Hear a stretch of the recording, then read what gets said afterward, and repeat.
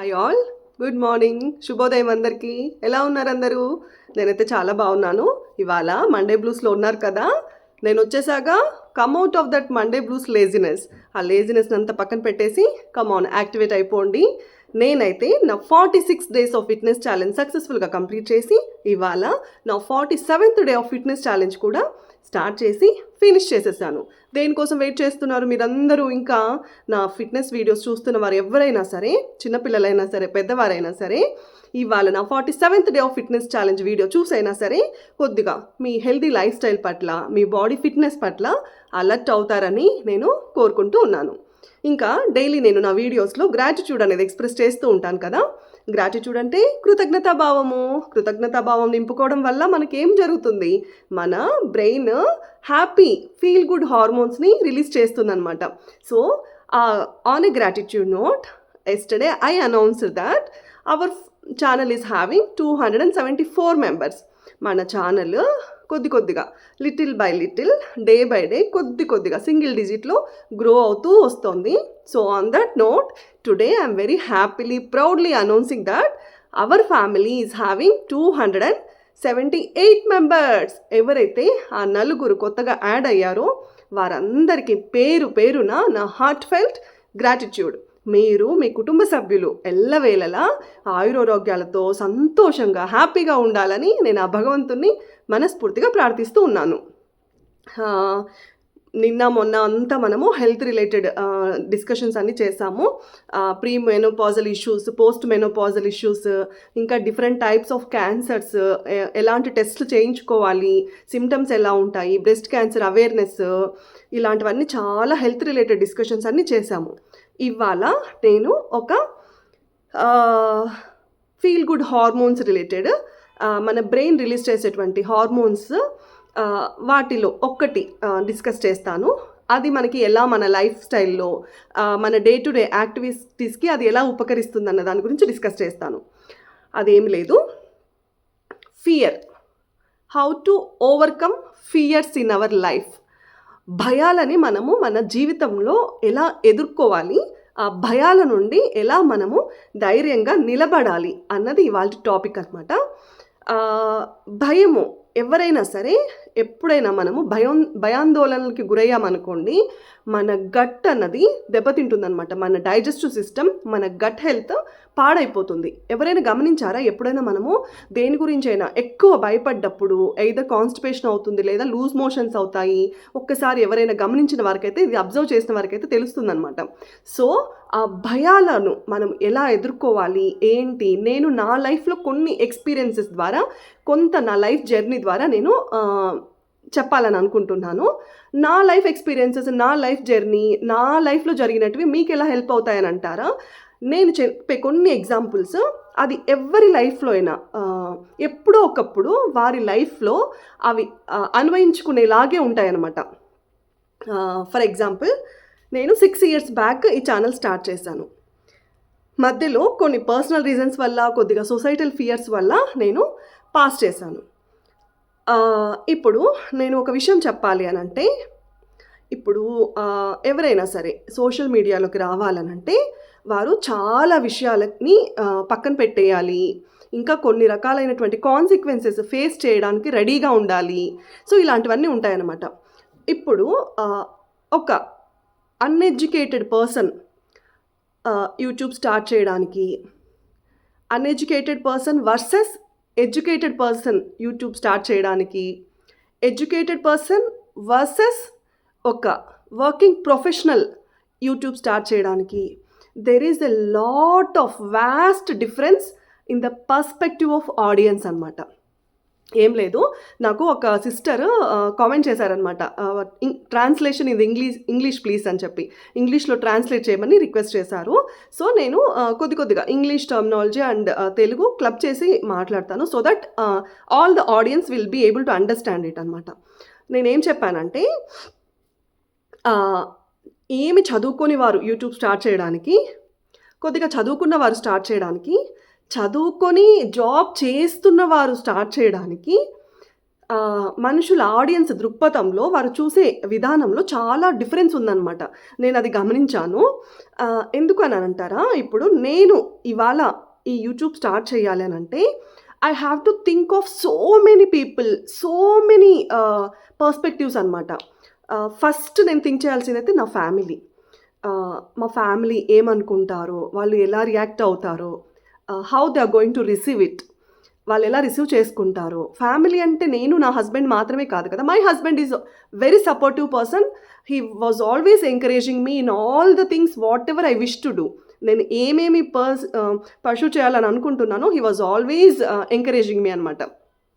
But at the same time ఇవాళ రేపు జనాలు ఎలా ఉన్నారంటే, ఎవరైనా ఒక మహిళ ఇలా సోషల్ మీడియాలోకి వచ్చింది అని అంటే first person to get blamed is her husband అనమాట. ఓ గాలికి వదిలేసాడనో లేదా ఇంకొకటి చాలా వింటామన్నమాట మనము.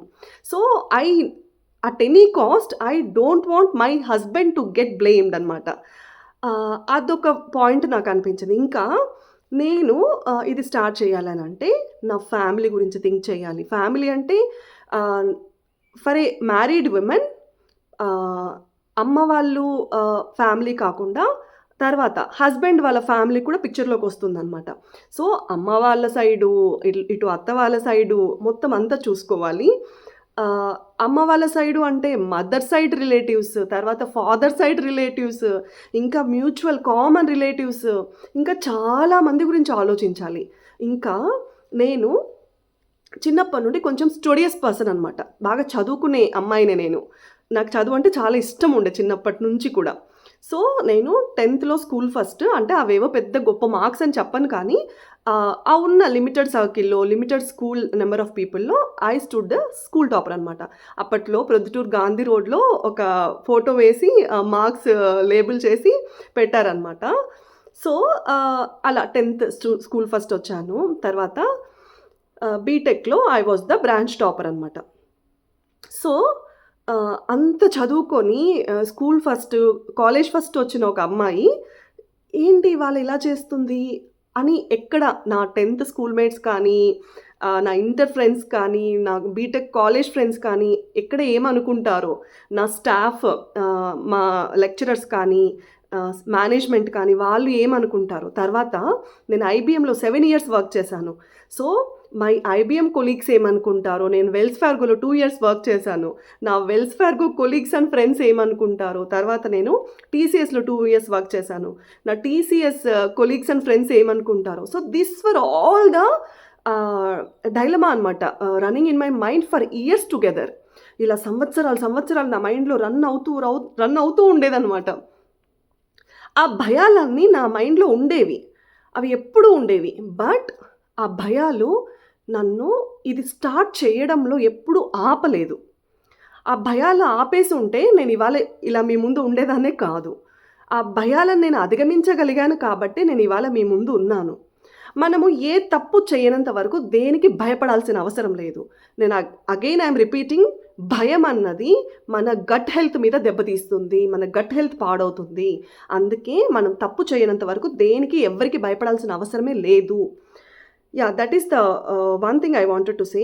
ఇంకా ఈ భయాలన్నీ నేను మైండ్లో పెట్టేసుకొని నేను ఇవాళ నాకు నచ్చిన పని కానీ, నాకు ఏ పని వీలవుతుందో, నేను ఇంటి నుండి చేసుకోగలిగిన పని అది చెయ్యలేదు అని అంటే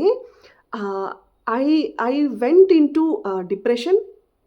ఒకానొక టైంలో నాకు నా వర్క్ అన్నది, హౌస్ హోల్డ్ వర్క్ అన్నది మొనోటోనస్ అయిపోయిందనమాట.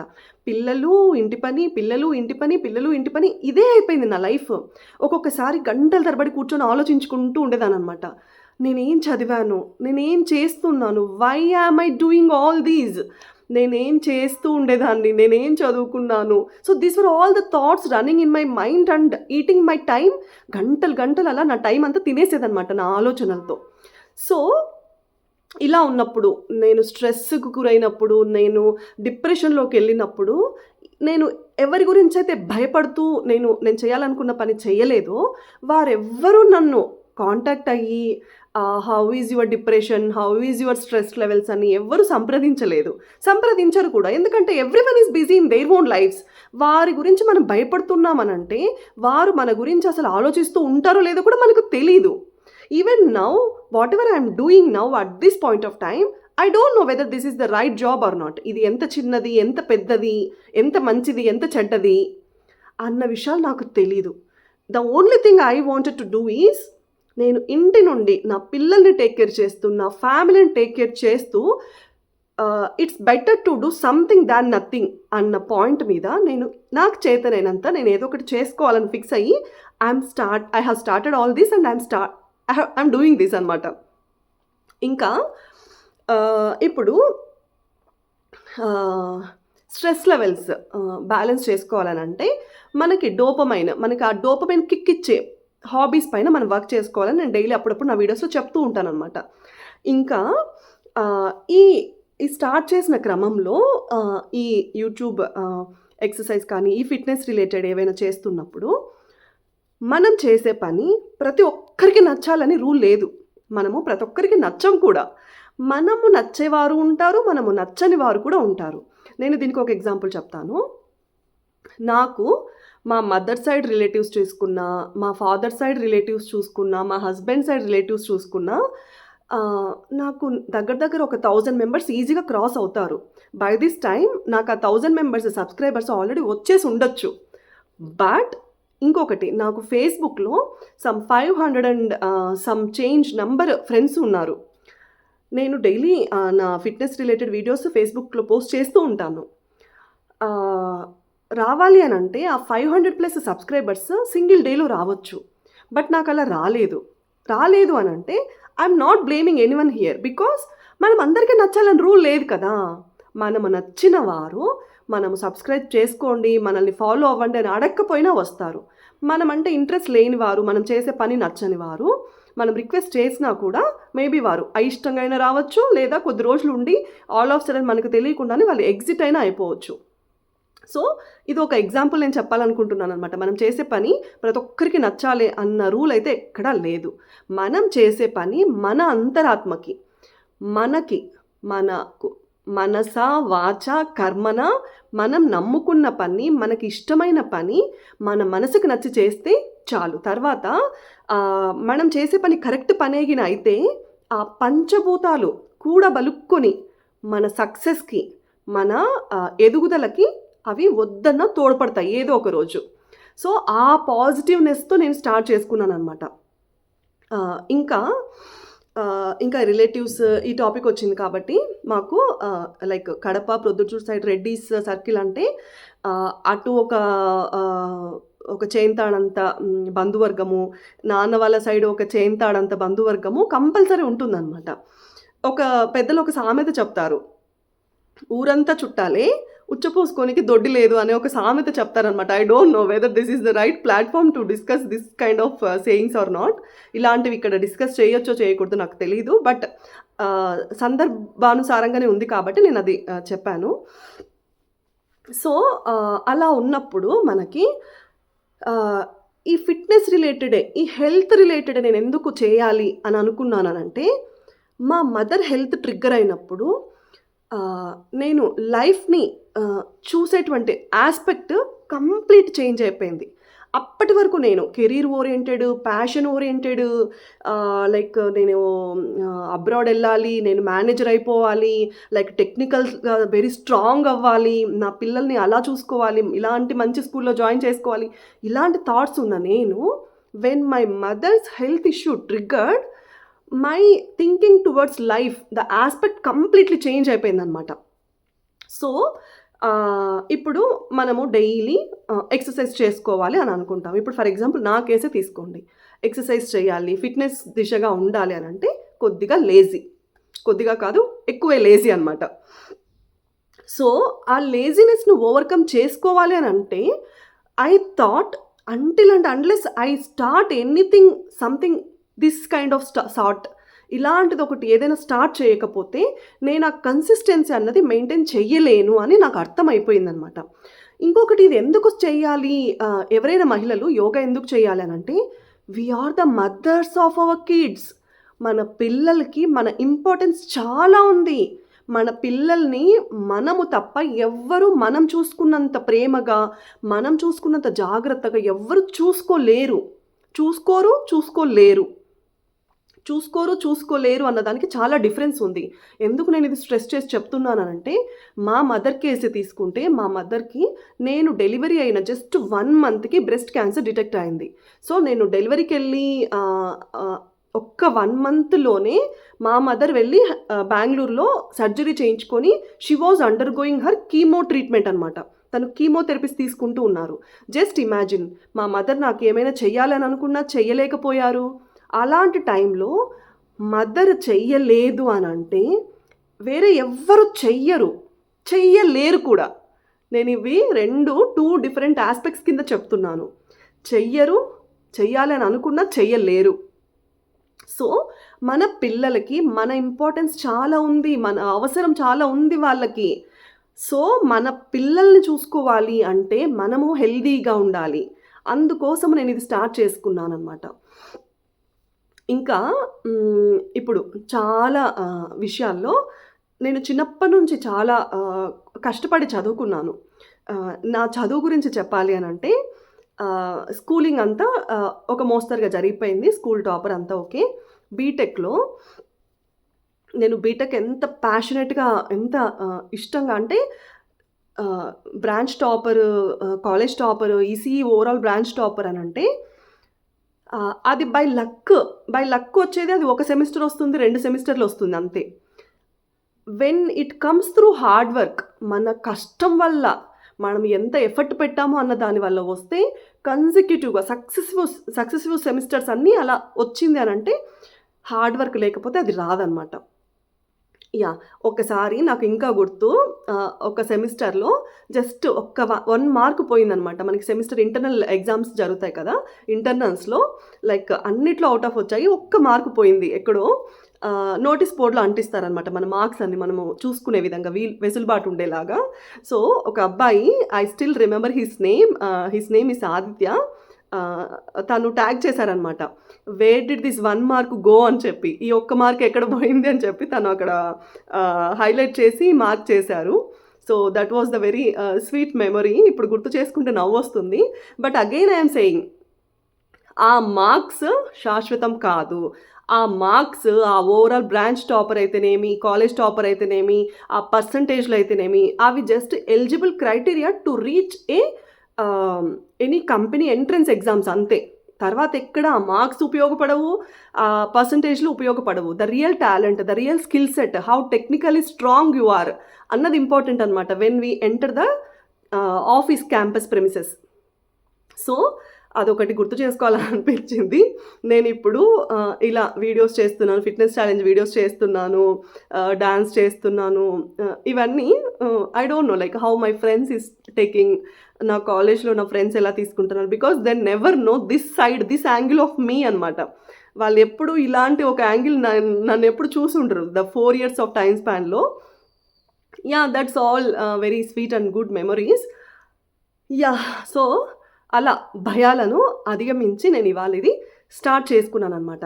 ఇంకా ఎవరో ఏదో అనుకుంటారు అని మనము ఏదైనా ఒక పని చేయాలనుకున్న పని మనం చెయ్యలేదు అని అంటే, రేపటి రోజున వారు మనము ఏం చేసినా అనేవారు, ఎలాగైనా అంటారు. మనం ఏమీ చెయ్యకుండా ఖాళీగా ఇంట్లో కూర్చున్నా అంటారు. బికాజ్ బీటెక్ చదివింది, 13 years IT industry, software tester. I was working as quality assurance engineer అనమాట. సాఫ్ట్‌వేర్ టెస్టర్‌గా నేను వర్క్ చేశాను. అంత ఎక్స్‌పీరియన్స్ పెట్టుకొని ఇవాళ ఇంట్లో కూర్చుంది అని అనుకునే వాళ్ళు ఒక సైడు. అంత ఎక్స్‌పీరియన్స్ పెట్టుకొని, అంత టెక్నికల్ నాలెడ్జ్ పెట్టుకొని, ఇవాళ ఎందుకు ఇలాంటి వీడియోస్, ఇలా డాన్స్‌లు ఏంటిది అని అనుకునే వాళ్ళు ఒక సైడు. ఈ రెండిటి మధ్యన what I wanted to do, what is my interest, what is the thing that I really required at this point of time when I'm saying I'm nearing 40, నేను 40 సంవత్సరాలకి దగ్గర పడుతున్నాను అని అన్నప్పుడు నాకు డబ్బు సంపాదన, ఇంకా లగ్జరియస్ లావరిష్ లైఫ్, ఈ డబ్బు సంపాదన, ఈ లగ్జరియస్ లైఫ్, వీటన్నిటి మీద నాకు ఇంట్రెస్ట్ ఎప్పుడో పోయింది. ఎందుకంటే డబ్బులు అంటామా, అన్నెసెసరీ ఎక్స్పెన్సెస్ అన్నవి తగ్గించుకున్నామంటే మనకొచ్చే డబ్బులే మనకు సరిపోతుంది. మన పిల్లల సేవింగ్స్‌కి కూడా that is more than enough అని అనిపిస్తుంది నాకి. ఇంకా పులిని చూసి నక్క వాత పెట్టుకోవడం అని అంటారు కదా! అలా వా ఎవరితోనూ కంపారిజన్స్ పెట్టుకోకూడదనమాట. ఇప్పుడు ఎవరి లైఫ్ స్టైల్ వారిది. చిన్నప్పటి నుండి ఎవరి తలరాతిలో ఎంత కష్టసుఖాలు రాసిపెట్టి ఉంటుందో ఇక్కడ మన నసీబ్ ఉంటది గదా! సో, దాని అనుసారంగానే మనకి జరుగుతుందనమాట. మంచయినా సరే, చెడు అయినా సరే. ఆ కర్మ సిద్ధాంతాన్ని నేను ఎప్పటికి నమ్ముతాను. ప్రతి ఒక్కరు కూడా ఆ కర్మ సిద్ధాంతాన్ని ఖచ్చితంగా నమ్మాల్సిందే. సో, ఆహ్, ప్రతి ఒక్కరికి అలా లైఫ్‌లో ఎంత ప్రాప్తం ఉంటుందో అంతే ఉంటుందనమాట. ఇలా మనము ఖర్చులు తగ్గించుకొని సాధారణమైన జీవనశైలిని పాటించగలిగితే మనకి ఆ అన్నెసెసరీగా డబ్బు వ్యామోహము అవన్నీ ఆటోమేటిక్‌గా తగ్గిపోతాయనమాట. అల్టిమేట్‌గా మన దగ్గర ఎంత డబ్బులు ఉన్నా కూడా మనకేదైనా ఒక హెల్త్ ఇష్యూ వస్తే ఆ డబ్బులు హాస్పిటల్ ఎక్స్‌పెన్సెస్ బేర్ చేయడానికి ఉపయోగపడుతుంది. నేను కాదనను. బట్ ఆ జబ్బును ఇలా తుడిచిపెట్టే విధంగా అయితే హెల్ప్ చెయ్యదు. ఆ డబ్బులు మనకి స్ట్రెస్ లేనంత వరకు ఓకే. స్ట్రెస్ ఎక్కువ తీసేసుకొని మనము source of income like money సంపాదనలో, డబ్బు సంపాదనలో పడ్డామనంటే అది అల్టిమేట్‌గా మన హెల్త్ పైన ఏదో ఒక రోజు ఖచ్చితంగా దెబ్బ కొడుతుంది. So, this is all I wanted to say. భయాలను అధిగమించండి. మీకిష్టమైన పని, మీరు చేయగలిగిన పనుల వైపు మీరు ఒక్కడుగు స్టార్ట్ చేసి ముందుకు వెయ్యండి. తర్వాత మంచో, చెడో మొత్తం అంతా ఆ భారమంతా దేవుడి పైన వేసేసేయండి. అది మంచిదైతే దేవుడే సహకరిస్తాడు. ఒకవేళ మనం చేసినవేవైనా తప్పటడుగులు వేసి ఏమైనా పొరపాట్లు చేసి ఉంటే దేవుడే మనకి సరిదిద్దుకునే అవకాశాన్ని కూడా ప్రొవైడ్ చేస్తాడనమాట. సో, ఇది నమ్మండి. పాజిటివిటీ దిశగా వెళ్ళండి. హ్యాపీగా ఉండండి. So, this is all for today. Please watch my workout routine for the next part of the video. Survey జన సుఖినో భవంతు. I am signing off for the day.